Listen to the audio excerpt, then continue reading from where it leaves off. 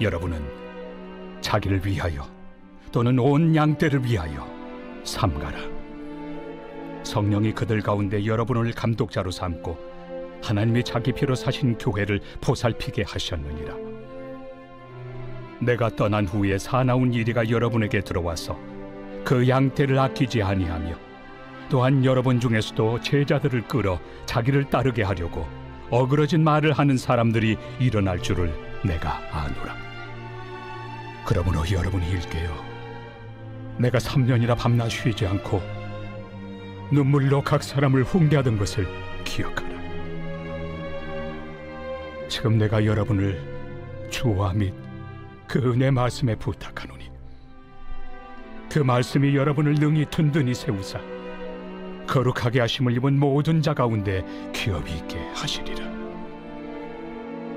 내가 아무의 은이나 금이나 의복을 탐하지 아니하였고 여러분이 아는 바와 같이 이 손으로 나와 내 동행들이 쓰는 것을 충당하여 범사에 여러분에게 모본을 보여준 바와 같이 수고하여 약한 사람들을 돕고 또 주 예수께서 친히 말씀하신 바 주는 것이 받는 것보다 복이 있다 하심을 기억하여야 할지니라.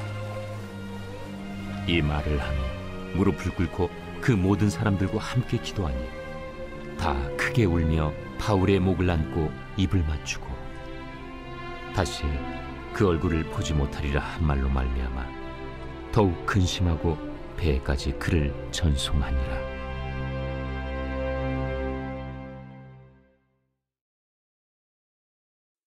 어제부터 우리는 바울이 밀레도에서 있었던 고별 설교를 묵상하는 중입니다. 전반부가 자신의 사역에 대한 회고와 미래에 대한 전망이라면 오늘부터 시작되는 후반부는 에베소 장로들에게 주는 권면의 말씀입니다. 먼저 바울은 장로의 본분을 언급합니다. 지도자인 장로는 자신과 온 양떼를 위해 삼가야 합니다.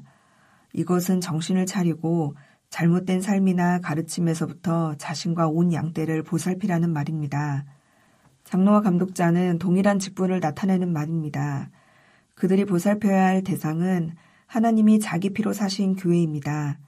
감독이라는 말 자체가 목자의 기능과 역할을 가리킵니다. 그래서 보살핀다는 말도 목양하다라는 말로 번역할 수 있습니다. 바울은 예수님의 시각에서 교회를 이해하고 있는 것입니다. 목자가 목양을 할 때, 곧 양을 칠 때 중요한 일은 양을 먹이는 것과 사나운 이리로부터 보호하는 것입니다. 사나운 이리가 목자가 없는 틈을 타서 양떼를 공격하듯이 영적인 목자 바울이 떠나면 이를 틈타 양떼를 해를 가할 세력들이 등장할 것입니다. 거짓 교사들이 들어와 양떼를 유린할 것을 그는 미리 내다보았던 것입니다. 교회 안팎으로 사나운 이리와 교회를 무너뜨리는 거짓 선생들이 줄지어 출몰할 것입니다. 앞으로 바울이 에베소 성도를 만나지 못할 것만큼 이러한 교회를 무너뜨리는 세력이 양떼를 아끼지 않을 것이라는 것도 확실한 일일 것입니다. 그런데 어그러진 말로 자신을 따르게 하려는 자들은 지금 바울의 말을 듣고 있는 감독자들 가운데서도 있을 것입니다.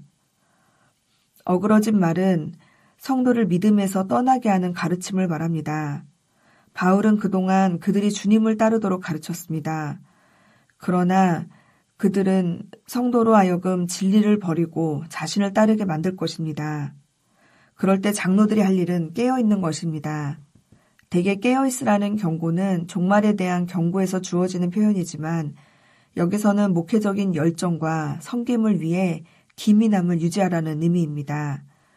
그러나 디모데후서와 요한계시록에 언급된 에베소 교회의 모습은 바울이 생전에 이러한 일들을 다 보았다는 것을 짐작할 수 있게 해줍니다. 앞으로 에베소 교회에 문제를 일으킬 자들은 사리사욕이 가득한 자들일 것입니다. 그래서 바울은 그들이 따를 모범으로 자신을 제시합니다. 예수님을 닮은 바울에게서 참된 목자의 역할을 보라는 것입니다. 그 본을 따라서 자신들에게 맡겨진 양떼를 가르치고 보호해야 합니다. 바울이 3년간 쉼없이 그들을 눈물로 훈계했듯이 그들도 교회를 그렇게 돌봐야 합니다. 그는 엄격한 기준을 세우고 끊임없이 정진하여 왔습니다. 그러나 목자의 의지와 노력만으로 교회가 온전해지는 것은 아니기 때문에 바울은 장로들을 주님과 주님의 은혜의 말씀에 부탁합니다. 하나님과 하나님의 말씀은 결코 나뉠 수 없습니다. 하나님에게 의탁하는 것이 곧 은혜의 말씀에 붙잡히는 것입니다. 지금 그곳에 서 있는 장로 한 사람 한 사람이 성도를 구원하는 능력이 있는 말씀에 붙들려서 마지막 날에 함께 기업을 상속받도록 기도하는 것입니다. 하나님은 그런 자들을 통해서 공동체를 건축해 나가시기 때문입니다. 바울은 다시 자신을 삶의 모범으로 제시합니다. 앞으로 등장할 거짓 교사들은 그의 행적과 상반될 것입니다. 바울은 은이나 금을 탐하지 않았고 자신을 부유하게 하는 수단으로 설교하지 않았으며 자신의 필요를 공급하기 위해 성실히 일했고 어려운 자들을 돕는 일에 앞장섰습니다. 목회자가 가장 범하기 쉬운 부분이 탐욕일 수 있습니다. 또 목회자에게 결국 돈 때문에 목회한다는 의심도 평생 따라다닐 수 있습니다.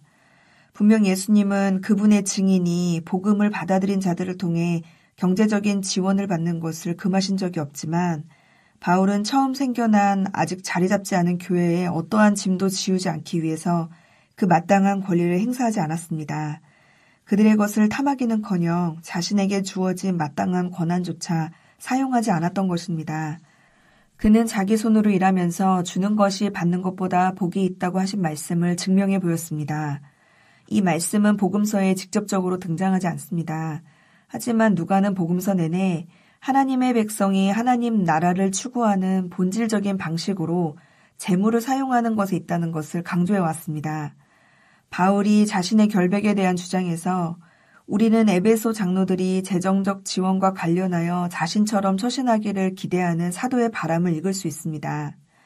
바울이 이러한 삶을 살아온 것은 약한 자를 돕는 것이 마땅한 의무임을 교훈하기 위해서입니다.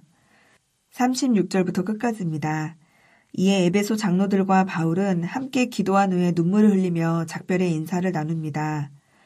크게 운다는 말은 엄청난 통곡이 있었다는 말입니다. 다른 곳에서 이 단어는 사람이 죽었을 때 울부짖는 소리로 쓰였습니다. 다시는 바울과 영원히 만날 수 없다는 서운함과 앞으로 바울에게 닥칠 고난으로 인해서 장로들은 근심하며 마음 아파했습니다. 오늘까지 살펴본 바울의 고별 설교는 에베소에서 보낸 3년 가까운 세월을 요약합니다. 이것은 전도를 위한 복음 설교가 아닌 교회를 위한 목회적인 설교입니다. 지금껏 겸손과 눈물로 전한 복음을 단호하게 지켜나가도록 지도자들에게 당부함과 동시에 그들을 또한 하나님의 손에 부탁하며 자신을 모범으로 제시했습니다. 이 설교를 통해서 우리는 우리의 교회를 돌아보며 교훈을 얻을 수 있을 것입니다. 먼저 교회 지도자들은 성도로 하여금 자신을 따르도록 종용하는 일과 주님을 따르도록 인도하는 일을 혼동하지 않기를 강구해야 할 것입니다. 또한 앞으로 지도력을 발휘할 성도들에게 자신을 본받으라고 말할 수 있도록 깨끗한 양심으로 교회를 섬겨야 할 것입니다. 또한 우리 모든 성도에게도 우리를 통해서 은혜의 복음과 복음을 들을 모든 사람에 대한 깊은 사랑을 품고 말해야 할 것을 말할 수 있는 강한 의지와 또 해야 할 것을 할 수 있는 용기를 달라고 강구해야 할 것입니다. 기도하겠습니다. 주님, 주의 피로 사신 몸된 교회를 깨끗한 양심으로 섬기도록 도와주시옵소서. 또한 깊은 애정과 사랑으로 서로를 돌아보는 공동체가 되도록 우리에게 주어진 몫을 다하게 하여 주시옵소서. 예수님의 이름으로 감사하며 기도드립니다. 아멘. 1. 오심 기도. 하루 5번 마음을 다해 드리는 기도. 나는 죽었습니다. 제가 주인이 아니고 예수님이 저의 주인이십니다. 예수님은 십자가에서 죽으시고 부활하셨습니다. 부활하신 예수님을 가슴으로 만나서 따라가며 간증합니다. 사랑하는 가족과 함께 영광스러운 승리를 노래합니다.